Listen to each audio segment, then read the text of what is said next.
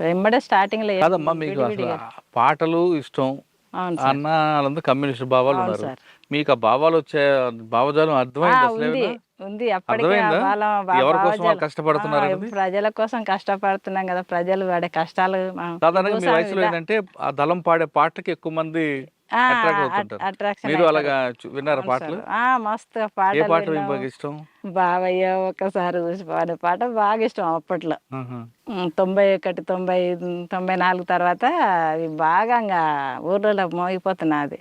'లక్ష్మమ్మ లక్ష్మమ్మ' అనే పాటలు అవి మామూలుగా ఉండకుండే ఊర్లలో. ఉమ్. అప్పుడు బాగా ఇంగా పాటలు అవన్నీ బాగా అడవిలోకి వింటుండే. వెళ్ళిన తర్వాత సాంబశివుడు మీకు బాధ్యత చేసుకున్నారు, అర్థం చేసుకుని అన్ని నేర్పారా? అన్నీ సాంబశివుడు ప్రభాకరే ఉమ్. ఇంకా మాట్లాడి మంచిగా ఇట్లా ప్రజల కోసం బుక్స్ చదువుతుంటాం ఇంకా. అంటే రాజకీయ తరగతులు వెళ్ళారా? తరగతులు కూడా క్లాసెస్ పెడుతుండ్రు సార్. క్లాసెస్ వెళ్ళారా? వెళ్ళిన ఇవో వెపన్ ట్రైనింగ్. వెపన్ ట్రైనింగ్ కూడా రెగ్యులర్గా ఉంటుండే. అంటే సపరేట్గా ట్రైనింగ్ కూడా కాకుండా రెగ్యులర్గా కొత్తగా వచ్చిన వాళ్ళకి కూడా సాయంత్రం ఉదయం గంట 2 గంటలు కానీ కానీ చాలా కష్టం కదమ్మా, ట్రైనింగ్ ఆ తర్వాత డ్రిల్ ఉంటుంది సార్. ఉంటుంది, ఇవన్నీ మీరు ఇబ్బంది పడలేదా? ఏం ఇబ్బంది అయితే నాకేం అనిపించలేదు సార్. అప్పటికి మీతో కూడా పాటు ఇంకెవరున్నారు మహిళలు అప్పుడు? మహిళల స్వర్ణాక ఉన్నది, ఆహా. భాగ్య ఉన్నది, ఎవరు హైనోలు అవును. హైనోలు భాగ్య ఉన్నది, నేను పద్మ ఉండే ఒక ఆమె. ఉహు. ఆ, ఇప్పుడు కూడా సరెండర్ అయింది, లేదు అప్పటికే వెళ్ళిపోయింది. పార్టీలో మహిళలకి చిన్న చూపు చూస్తారు, కొంచెం అసభ్యంగా లేదు ప్రవర్తిస్తారు సార్, అప్పుడు వార్తలు అట్లాంటివి ఉండే. ఎప్పుడు లేదు. అట్లాంటివి సమానంగా ఉంటుంది.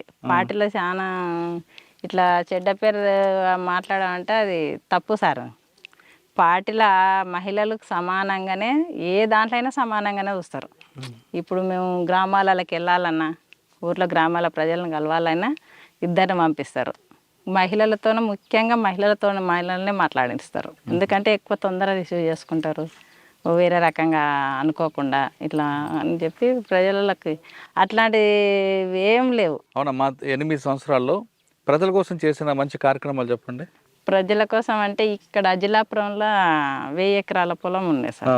దాని ఊర్లో బాగా తిరుగుబాటు. అప్పుడు మేము కలకుర్తి దళంలో ఉన్నాం. అప్పుడు ఎవరు ఉన్నారు? అశోక్ ఉన్నాడు. ఈ పెద్దదాగడ అమ్మాయిపల్లె ఉంటుంది ఆయనది, ఈ పక్కలనే. అశోక్ కమాండర్గా ఉన్నాడు, ఇంకా డిప్యూటీ కమాండర్గా జనార్దనే ఉన్నాడు. మేము దళ కమాండర్లాగా ఉన్నాము. అక్కడ బాగా పోరాటం. మామూలుగా అజిలాపురం పెద్దగా చెప్పుకోవచ్చు సార్. ఇంకా ప్రజలు కూడా మామూలు తిరుగుబాటు కాదులే సార్. అక్కడ భూస్వాముల మీదకి అట్లా తిరుగుబాడి కొట్లాడి భూముల్లో ఎర్ర జెండాలు వాతి పొలాలు అందరికీ సమానంగా పంచి అక్కడ పొలాలు చేసుకోవడం కూడా ఇప్పటి వరకు కూడా చేసుకుంటున్నారు. కానీ మీ భూములు పంచారు, కానీ పట్టాలని భూములు వాళ్ళు ఏం చేసుకుంటారు? పట్టాలు లేని భూములు అంటే ఇంకా ప్రభుత్వం ఇవ్వాలి సార్. అది అవును, ప్రభుత్వం. కరెక్టే. మరి మీరు భూములు పంచి వెళ్ళిపోతారు, ప్రభుత్వం వస్తుంది, ప్రజాకోటి భూమి మాది పెట్టి అంటది. ప్రభుత్వం అంటది కానీ ఇంక ఇట్లనే వచ్చి మళ్ళీ ప్రజలకు చైతన్యవంతం చేయడము, మీ భూములు మీరు గట్టిగా నిలబడి కొట్లాడుకోవాలి ఇట్లా ప్రభుత్వం మీదకైనా అని చెప్పి వాళ్ళతో మాట్లాడి చెప్పి జెండాలు వాతిచ్చి వాళ్ళ పొలాలు చేసుకోండి, మీరు ఎంతవరకైనా తగ్గొద్దు దేనికి అని చెప్పి ధైర్యం చెప్పి. కానీ ఆ క్రమంలో మీరు మోహన్ రెడ్డి అని ఒక భూ యజమాని బాగా కొట్టారట కదా? అప్పుడు మా ఊర్లోనే మస్తు. ఎందుకు ఆయన ఇచ్చినప్పుడు కొట్టడం ఎందుకు?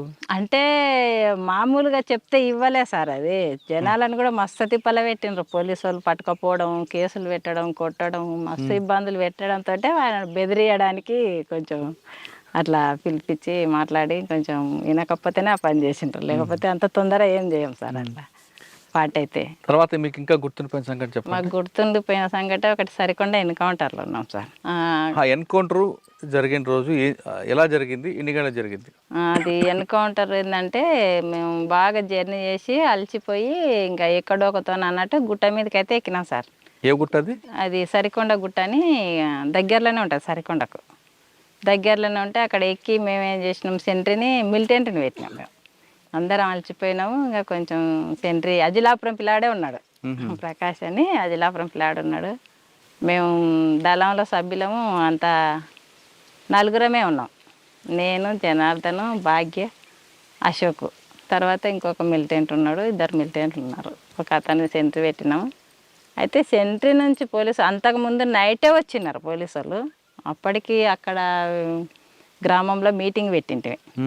సరికొండ గ్రామంలో మీటింగ్ పెట్టి ఏం చేసినామంటే మేము ఇంకా రూట్ తెలియక నైట్ తిరిగి మళ్ళీ సరికొండకు దగ్గరలోనే గుట్ట మీద ఉన్నాం.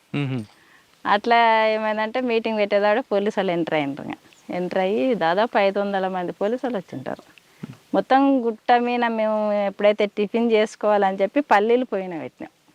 చాయ్ పల్లీలు ఉంటాయి, ఉదయం పూట తిరిగి వచ్చినాం కదా అని చెప్పి పెట్టే పొగ అనేది చూసిండ్రు పోలీసులు. గుట్ట మీద ఎందుకు వస్తుంది పొగ చూడాలని ఆ గుట్ట చుట్టుముట్టి ఇమ్మడే ఫైరింగ్ ఓపెన్ ఫైరింగ్ చేసేదాడే మేము ముగ్గురం కూర్చుంటాం. నేను జనార్దన్ భాగ్య పొయ్యి దగ్గర కూర్చున్నాం.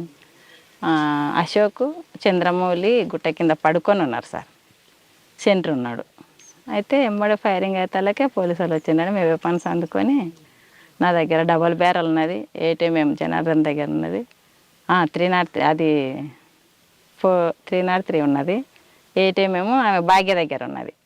ఇంకా ఇట్లా ఉన్న తర్వాత ఎమ్మడే అశోక్ చంద్రమౌళి లేచి కూర్చున్నారు గుండె కింద పడుకొని ఉన్నా కూడా. కూర్చున్న తర్వాత అయినా పోలీసు వాళ్ళు ఎక్కువ మంది కాబట్టి మాకెళ్ళి నుంచి ఎమ్మడే ఫైరింగ్ పోకపోతలకు పట్టుకోవడానికి ఉరికొస్తుంటే ఎమ్మడే జనార్దన్ నాది స్ట్రక్ అయింది. ఎమ్మడే ఫైరింగ్ చేసేదావిడే డబల్ బ్యారల్ అది లోపలికే ఇక్కపోయి వస్తలేదు. ఇంకా జనార్దన్ తీసుకొని వేరేది ఏటీఎంతో ఫైరింగ్ చేస్తే పోలీసులు ఆడికైనా మస్తు ఫైరింగ్ పట్టుకోవడాలని చెప్పి మా దిక్కు నుంచి ఫైరింగ్ రాకుంటే మమ్మల్ని పట్టేసుకుందేలే. మా దిక్కు నుంచి ఫైరింగ్ పోకుంటే అసలు మమ్మల్ని పట్టుకోవాలనే వస్తున్నారంటే చాలా మంది పోలీసులు ఉన్నారు కదా సార్. ఇంకా ఫైరింగ్తో నుంచి అప్పటికి మాకెళ్ళి ఎప్పుడైతే అశోక్ మాకు దెబ్బలు తాకినాయి, బాంబులు వేసిండ్రు మా ముందర ఇట్లా పడ్డాయి.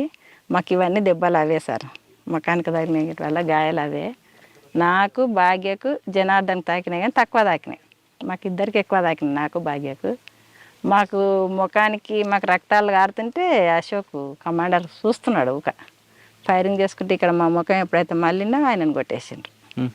అశోక్ చనిపోయిండు ఆయన. అశోక్ చంద్రమౌళి ఇద్దరు పక్కనే ఉన్నారు. మాకు గాయాలు అయినట్టు ఎప్పుడైతే ఇక్కడ మళ్ళీండో అక్కడ నుంచి ఆయనకు ఎమ్మడ తగిలింది. ఇంకా మేమేమనుకుంటే మాకు పడిపోయింది కాబట్టి కనవాలేడు గుండె కింద. అరే అన్న పోయినట్టున్నాడు, మనం కూడా ఎట్లా కలిగి తప్పించుకోవాలని చెప్పి మేము ఒక బాగా గుంత ఉన్నతోనే ముగ్గురం దిగినాం. అయినా మాకు శాతం అయితే లేదు. ఇంకా అప్పటికి బ్లడ్ బాగా పోయింది. ఇంకా వాగులకు దిగినాం. వాగులకు దిగిన తర్వాత ఆడ ట్యాబ్లెట్స్ ఉంటాయి సార్ మాకు. బ్లడ్ ఆగిపోవడానికి ట్యాబ్లెట్ వద్దనే ఉంటుంది.